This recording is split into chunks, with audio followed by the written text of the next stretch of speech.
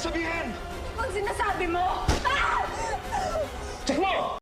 Sinisisi ni Rafael ang sarili niya dahil kung hinabol lang niya sana si Christine noon ay baka buhay pa siya at hindi sana mangyayari ang bagay na yun sa dalaga at sana hindi ganun ang naging kapalaran niya. Sinabihan naman siya ni Divine na hindi niya dapat sisihin ang sarili niya sa pagpili niya kila Mercedes at Justine na agad namang sinabi ni Rafael na wala na siyang magagawa kay Christine pero hindi pa huli ang lahat para kay Moises.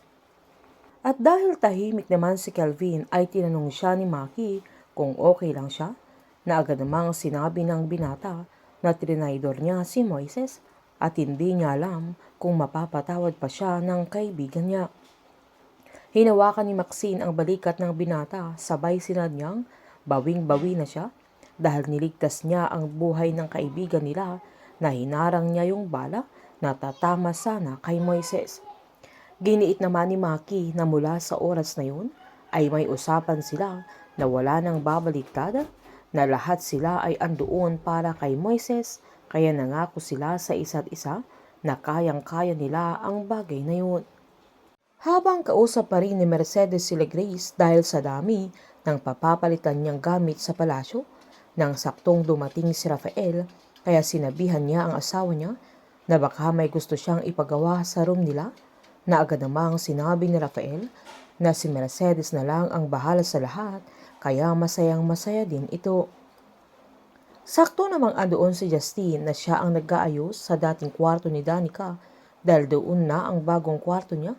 Kaya nakita ni Rafael yung larawan nila Eliazar at Danica na pinatapon ni Mercedes.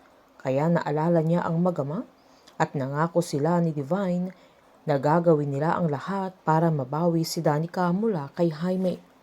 Sinaad ni Divine na tinataya din niya ang lahat para sa anak niya. Maging si Rafael ay para kay Justine ang ginagawa niya na kailangan nilang itama ang lahat ng mga pagkakamali nila.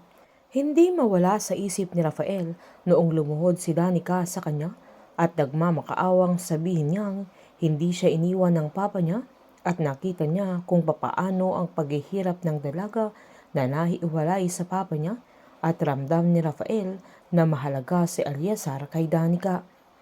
Maging ang mukha ni Moises na takot pero pinili niyang protektahan si Rafael mula kay Jaime ay hindi mawala sa isip nito na mahirap para sa kanya na madami nang nadadamay dahil sa isang maling desisyon na ang pagtakpan niya si Justine sa pagpatay niya kay Roland na ito ang simula na mas gumulo ang lahat at may buhay na nawala dahil sa kasinungalingan nila maging ang pagsunod niya sa mga pinapagawa ni Jaime na kahit mali at kahit labag sa batas ay ginagawa nila na ito ang mga bagay-bagay na gusto niyang itama kaya gagawin niya ang lahat para maging tuwid ang baluktot na prinsipyo ni Jaime.